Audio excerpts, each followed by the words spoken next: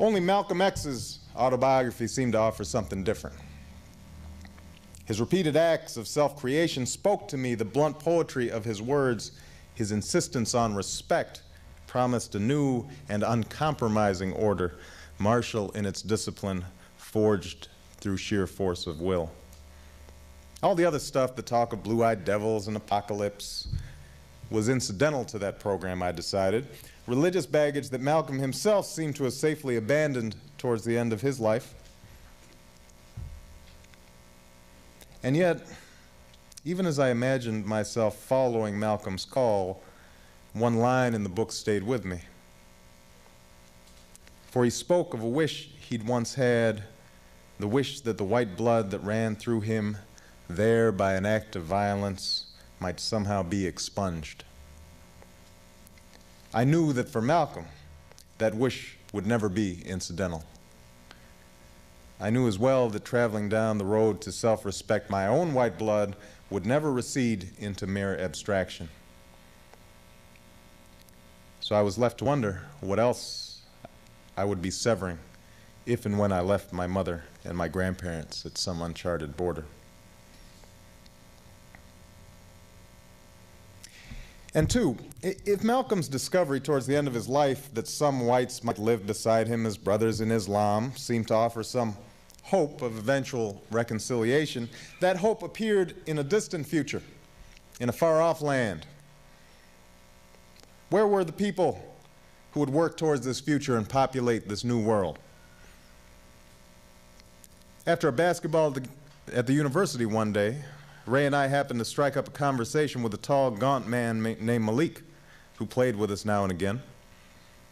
Malik mentioned that he was a follower of the Nation of Islam, but that since Malcolm had died and he had moved to Hawaii, he no longer went to mosque or political meetings, although he still sought comfort in solitary prayer.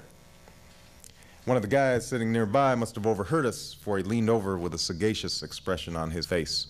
"Y'all talking about Malcolm, huh?" "Malcolm tells us like it is, no doubt about it."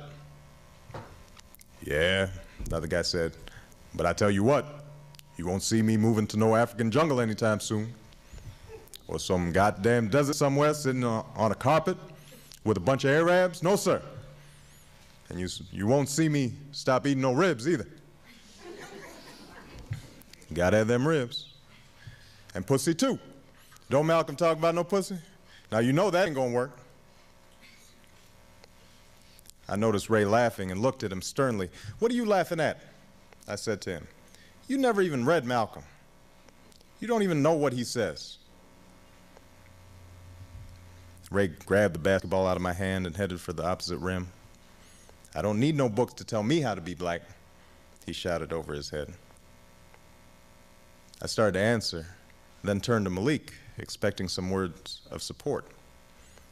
But the Muslim said nothing, his bony face set in a faraway smile. This is American justice. That's right. This is American democracy.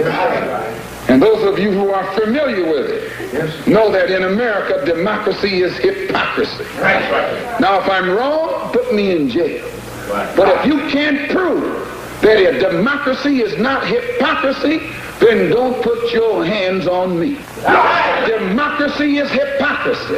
If democracy means freedom, why aren't our people free? If democracy means justice, why don't we have justice? If democracy means equality, why don't we have equality?